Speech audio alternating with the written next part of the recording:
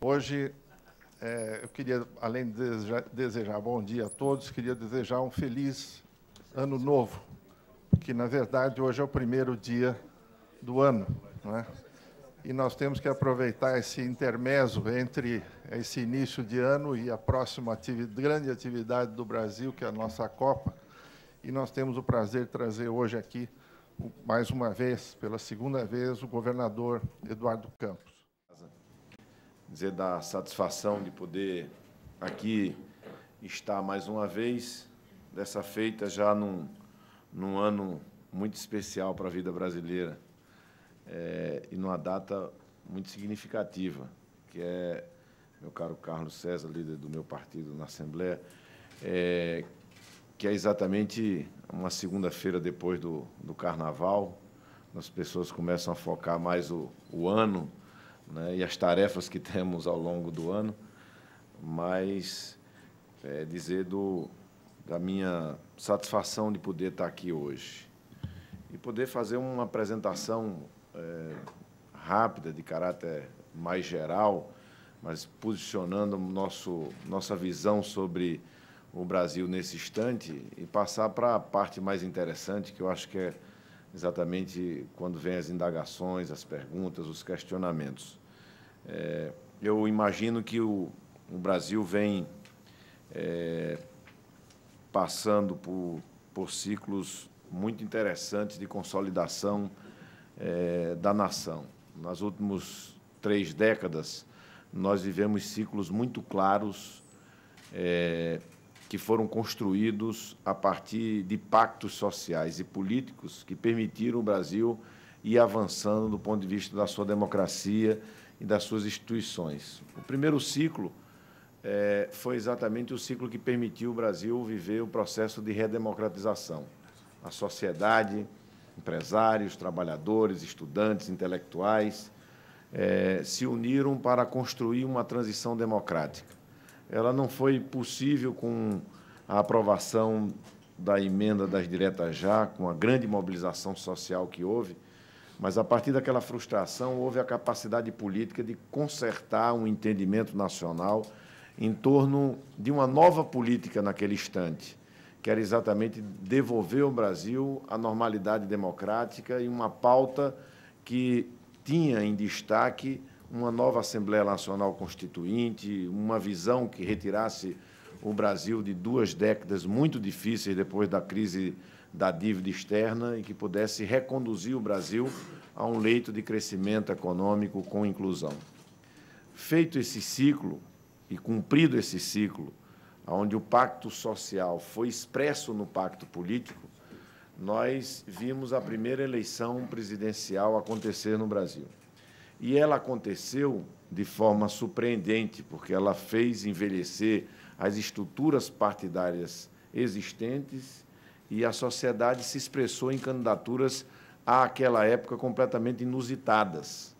E houve a primeira eleição dentro desse cenário e 2 anos e pouco tempo depois, a sociedade nas ruas fazia uma grande campanha de mobilização que veio a redundar no nascimento de um novo governo, um governo liderado pelo vice-presidente Itamar Franco, que expressava naquele instante um pacto social de desejo de que o Brasil seguisse uma agenda de modernização, de inserção internacional, mas que pudesse efetivamente fazê-lo sobre outros valores.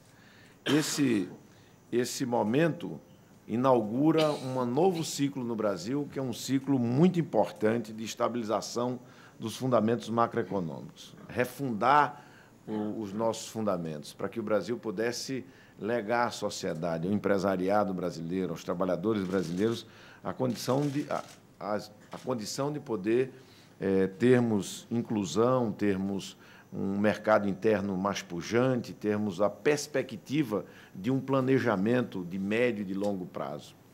E nesse processo foi fundamental a construção de consensos, a construção de uma ampla aliança em torno de valores, e isso representou, naquele instante, uma nova política, era vencer o que estava envelhecido, que já não dialogava com os fundamentos mais estratégicos da nação e que pudesse animar a sociedade. E, de fato, nós vimos o controle da inflação ser feito, nós vimos o respeito aos contratos virar um valor na sociedade, nós vimos nascer o conceito da responsabilidade fiscal, que hoje faz surgir no território brasileiro, em vários partidos políticos, em várias regiões, gestões com qualificação, porque começaram a estar desafiados os gestores de municípios e estados a fazer mais com menos em menos tempo, sobre regras, sobre limites. E nós vimos também ser reformado um sistema financeiro brasileiro, o que é algo extremamente estratégico para o desenvolvimento de uma nação, né? Haja vista tudo que aconteceu no mundo depois de 2008. Esse ciclo, por si só, não legou ao Brasil um crescimento acelerado como o Brasil já tinha experimentado em outros momentos da história durante o século XX. E isso tinha uma causa, uma razão, exatamente o fato e as marcas dos desequilíbrios sociais, da exclusão ainda tão forte no Brasil. A desigualdade era, como ainda é, um forte freio ao desenvolvimento brasileiro. Fundamental para o Brasil crescer ganhando espaço no mundo, mas é fundamental também o Brasil crescer a partir da capacidade de termos um mercado interno capaz de ajudar o desenvolvimento brasileiro. E se inaugura um terceiro ciclo que teve a compreensão política de preservar as conquistas dos ciclos anteriores, ou seja, a democracia, a estabilidade econômica, uma política econômica responsável e que pudéssemos, a partir dos fundamentos e do espaço gerado pelas reformas que foram feitas no Brasil, ocupar outros territórios capazes de animar a nossa economia, um ciclo de inclusão social e de conquistas à sociedade brasileira. E isso foi vivido na medida em que conseguimos gerar mais empregos, fazer a bancarização na sociedade brasileira virar uma realidade na vida, sobretudo da classe C e D do Brasil, expandir o crédito, aquecer o mercado interno, e o comércio brasileiro conhece exatamente os efeitos disso durante a década passada. Ocorre que o mundo é sacudido em 2008 por uma tremenda crise no centro do capitalismo financeiro.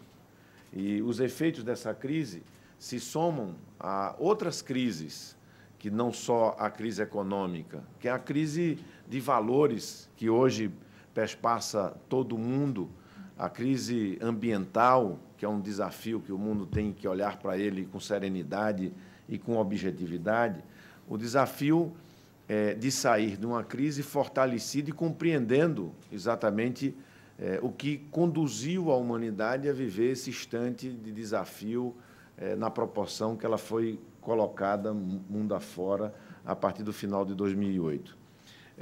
Nós, no Brasil, no primeiro instante, percebemos os efeitos dessa crise de forma muito rápida. Um conjunto de ferramentas classicamente keynesianas foram utilizadas para animar a economia. Sentimos em 2009 aqueles efeitos e já em 2010 vivemos um debate eleitoral sobre um crescimento econômico completamente anabolizado pelos efeitos de um conjunto de decisões macroeconômicas tomadas.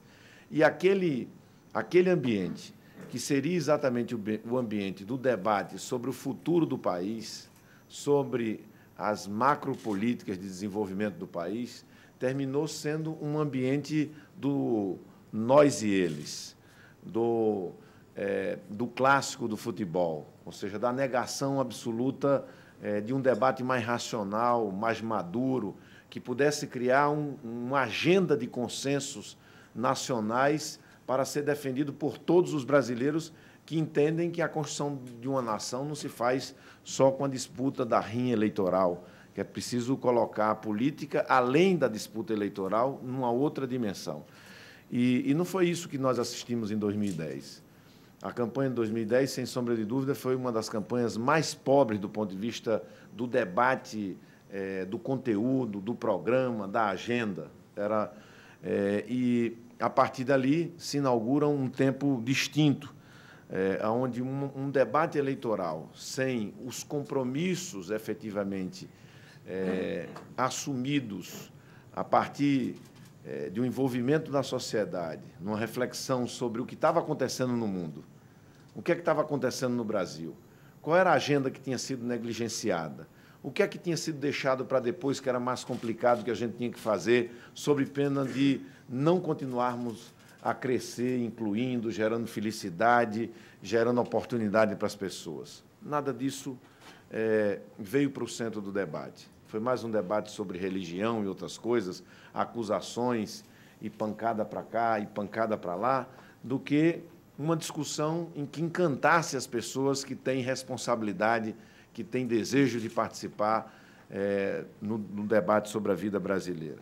Isso fez com que o Brasil, a partir de 2011, experimentasse um novo governo que foi eleito para melhorar o Brasil, para seguir exatamente um processo de acúmulos de acertos que nós tínhamos experimentado efetivamente desde a transição democrática. O Brasil vinha acumulando acertos. Erros foram cometidos, claro, mas nós tínhamos mudado de patamar em vários aspectos da vida brasileira, porque tivemos o discernimento de não mexer nas conquistas que tinham sido feitas em períodos anteriores.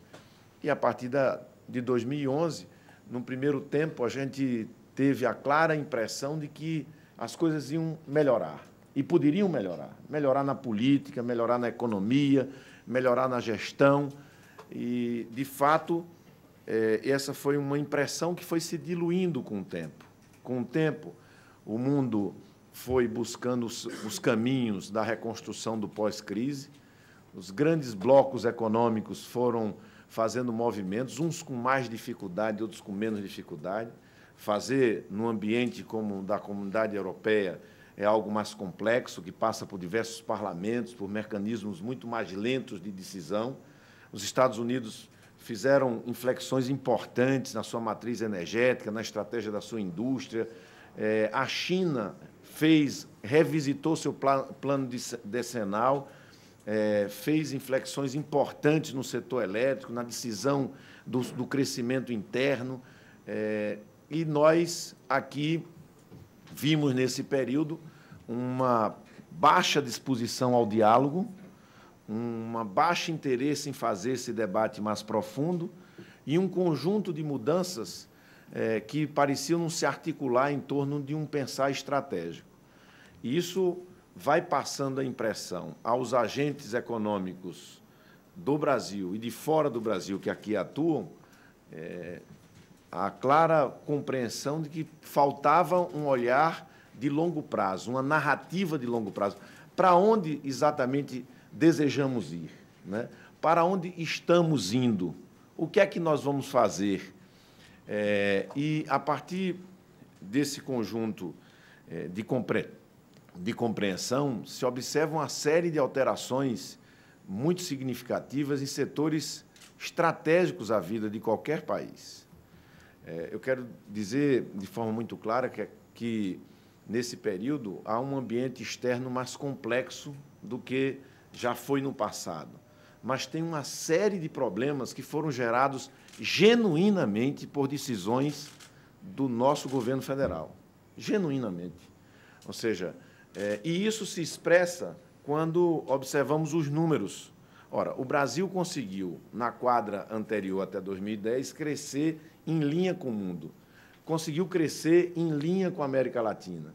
E, a partir de 2011, se fecharmos dos 3 anos, 11, 12 e 13, o Brasil começa a crescer abaixo da linha da América Latina, abaixo da linha do mundo, o que confirma a constatação. Houve uma mudança no cenário externo, houve. O mundo começou a melhorar em algumas áreas e essa melhora deixou o campo mais curto para o Brasil, mas, de outro lado, nós complicamos a nossa vida por decisões, algumas delas que, se tomadas em outras circunstâncias e de outra forma, deveriam ter o aplauso de toda a sociedade brasileira. E, muitas vezes, a forma terminou atrapalhando o conteúdo de muita coisa que poderia ter sido feita com diálogo, com transparência, com a capacidade de não causar sobressalto aos que têm que tomar decisões importantes de investir ou animar outros a fazer investimentos. Esse processo, ele caminha e, ao lado dele, se estabelece um certo esgotamento do chamado presidencialismo de coalizão, né? A política, que vive crise não só no Brasil, mas no mundo afora, a democracia vive uma crise própria de um mundo que se transforma, que evolui, própria de um tempo em que a plataforma de comunicação se alterou, e todas as vezes que a plataforma de comunicação da humanidade foi se alterando, ela gerou, óbvio, movimentos importantes sobre as instituições e sobre a natureza da própria democracia. E é óbvio que nós que temos uma vida curta democrática, de menos de 30 anos, portanto, temos uma democracia ainda na sua fase de busca da maturidade, enfrentar o desafio da frustração política, de um lado, né, com promessas que não foram cumpridas, de entregas que não foram feitas, e, ao mesmo tempo, com um movimento de um país que se incluiu digitalmente na velocidade que o Brasil se transformou, o país que mais usa a internet, com 100 milhões de pessoas com smartphone, de uma hora para outra, comunidades que chegavam a notícia só pelo rádio, na comunicação ainda do primeira metade do século passado, e passaram a interagir online com tudo que acontece, o desejo de participar e a falta de reconhecimento. As pessoas olham para Brasília e não se veem em Brasília, porque as conversas que vêm de Brasília não batem com a agenda das pessoas que estão no mundo real. Então, o muro que já existia, mas em determinados momentos era um muro baixo, que dava para a gente ver o outro mundo, o muro entre o Brasil oficial de Brasília e o mundo real em que nós vivemos, ele elevou-se de uma hora para outra. E o povo foi, efetivamente, às ruas para derrubar o muro em junho, para dizer, ó, eu estou aqui. E quando se diz assim, eu quero participar, eu quero ser ouvido, eu não estou representado por isso que está aí.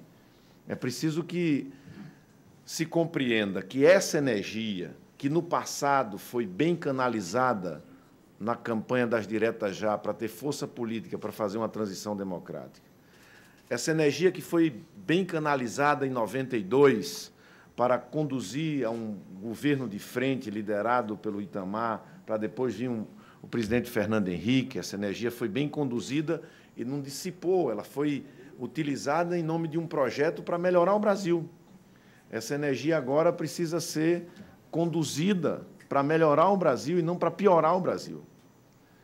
E, para fazer isso, não tem outra forma a não ser falar a verdade. Há uma crise de expectativa, há uma crise política, há uma crise econômica, e não se resolve crise escondendo a crise.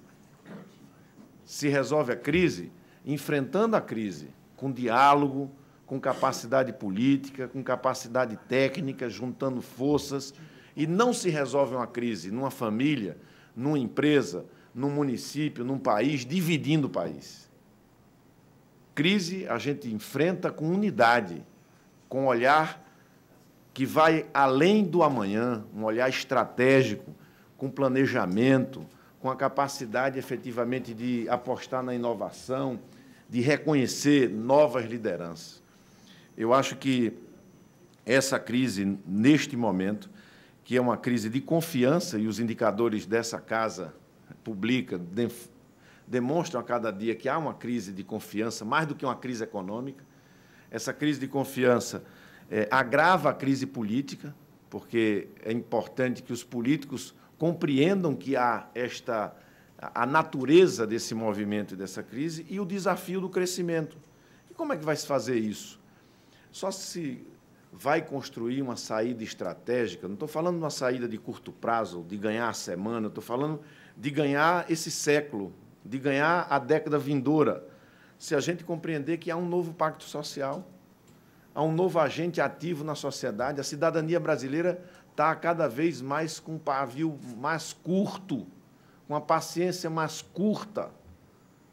E isso é bom se a gente souber usar exatamente esta energia, esse ímpeto, esse desejo de reforma para melhorar o Brasil.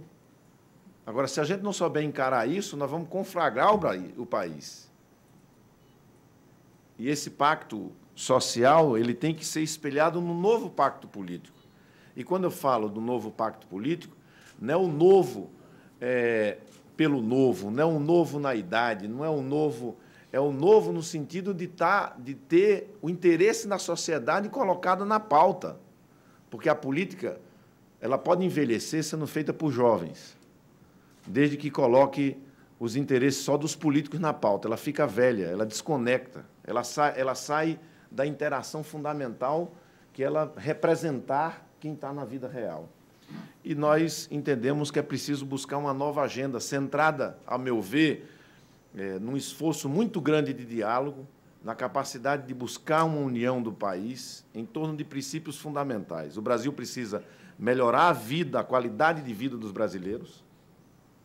Os brasileiros estão reclamando de qualidade de vida, quando reclamam de melhor educação, transporte, área de lazer, saúde, tudo isso é melhorar a qualidade de vida, da burocracia, da enormidade de papéis que se exigem das pessoas para se formalizar nesse país. A gente precisa ter um conceito fundamental, que é buscar a melhoria da qualidade de vida. Não ter retrabalho, não ter horas perdidas por nada. Muitas vezes a gente se vê aqui trabalhando nas nossas empresas, horas e horas para absolutamente nada, só para que o papel saia dali, que vá para lá, que alguém se sinta importante, que carimbe, que seja procurado e coisa do tipo. E, de outro lado, o desafio da produtividade, né? Nós temos que encarar esse desafio da produtividade da economia. Não tem mais como crescer pela quantidade, né, no mercado de trabalho. Quer dizer, nós temos agora que encarar esse desafio da produtividade. E temos que ter uma conversa muito franca com metade da população brasileira que é jovem. E que bom que nós temos um país jovem. Mas nós não seremos jovens sempre. Nós seremos um país jovem por mais 20 anos. E se nós passarmos 10 minutos olhando para o que aconteceu em mais de 14 países na União Europeia, nós vamos perceber que essa janela demográfica que o Brasil tem é a oportunidade de a gente legar essa juventude amanhã, quando eles chegarem aqui a esse conselho, a condição de estarem vivendo num país muito mais justo, muito mais equilibrado, muito mais sadio, muito mais generoso com sua gente. Ou seja, nós temos muito pouco tempo, são 2 décadas, são 4 governos, passa rapidamente. E se não fizermos esse debate, conscientes de que essa janela vai fechar, e aí nós podemos ter um outro tipo de país. Esse debate é que não está ocorrendo na vida brasileira. E esse debate tem muita gente que quer interromper ele, quer sequestrar todas as alternativas para fazer um jogo simplesmente polarizado do nós e eles e se negar a participar da discussão efetiva sobre o futuro do país. E eu fico muito feliz em ver a Associação Comercial de São Paulo, pela sua força, pela sua tradição, pela sua expressão política, abrir oportunidade para que esse debate seja feito, sem nenhum tipo de preconceito. Porque, se não fizermos, vão tentar interditar um debate em 2014 no Brasil. E, se foi grave em 2010, será ainda mais grave em 2014. E eu vejo... Meu pessoal hoje estava fazendo um relato das reuniões com os partidos e os veículos de comunicação que ocorreram na semana passada. E a atitude muito clara, já determinada, das pessoas do governo que lá vão representar Sua Excelência, a Presidenta da República, numa posição clara de fugir do debate. E o Brasil não pode admitir. Nós temos que discutir o Brasil. A Presidenta da República, nós todos respeitamos e prezamos ela, respeitando como pessoa, enquanto presidenta do nosso país, mas ela não tem um direito de fugir do debate. Ela precisa vir para o debate com os seus argumentos e nós com os nossos argumentos, para que possamos ser, todos nós, humildemente julgados pela consciência do povo brasileiro. Agora, uma nação como a nossa, com os desafios que nós temos, não pode, efetivamente, assistir um bocado de coisa ser colocada para debaixo do tapete, postergada para novembro, porque nós estamos brincando, se admitirmos isso, nós estamos brincando com o nosso futuro. E, como disse Woody Allen, eu me preocupo muito com o futuro, porque é lá que eu quero viver o resto da minha vida. Então, acho que é bom que todos nós tenhamos muita preocupação com o futuro.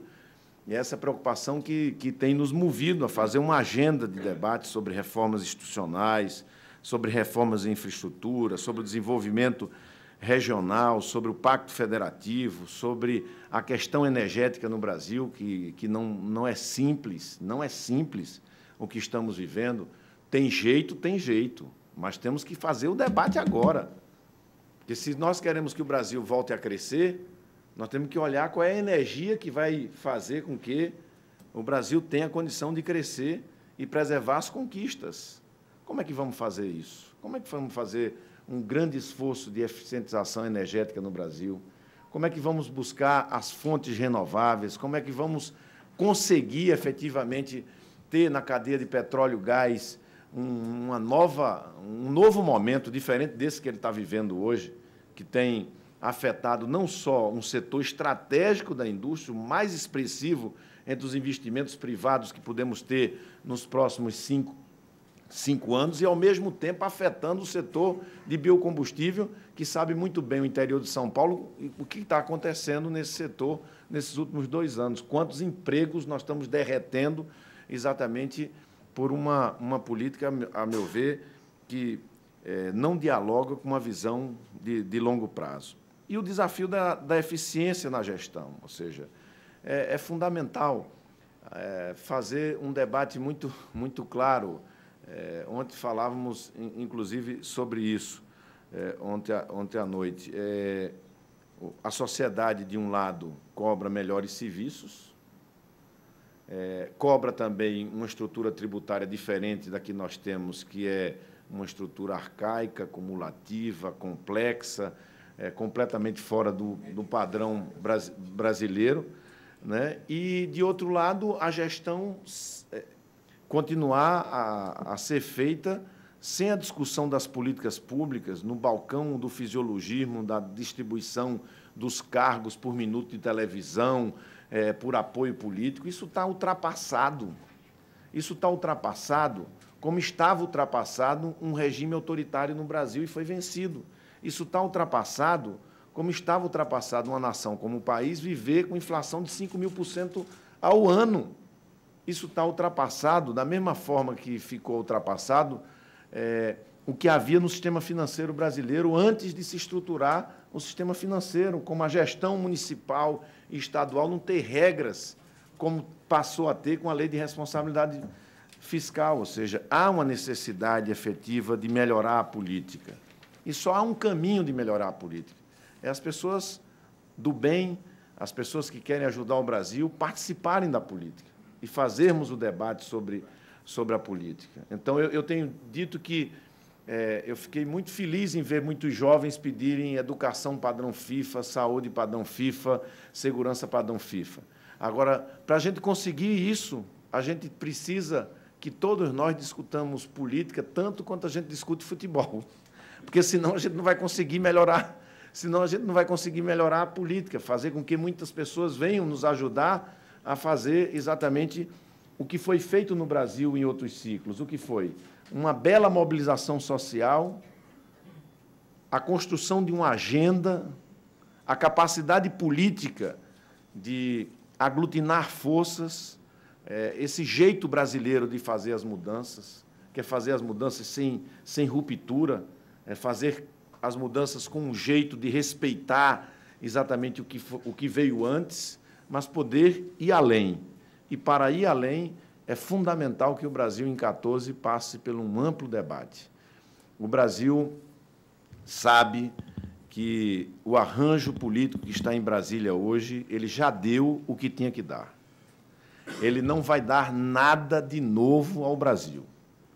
E o Brasil espera que a gente possa, lideranças empresariais, políticas, de trabalhadores, de estudantes, de intelectuais, façam um grande intensivo, um grande e intenso debate sobre o Brasil, consertem uma pauta que interprete essa energia que está aí na rua, para que essa energia não se disperse, ela não seja utilizada para desconstruir o pouco que nós pudemos construir nos últimos anos, que foi democracia, estabilidade, um ciclo de inclusão.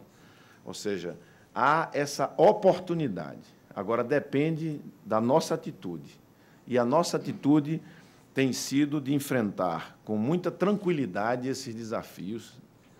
Os senhores sabem que, para mim, pessoalmente, seria muito mais cômodo estar cumprindo um outro papel.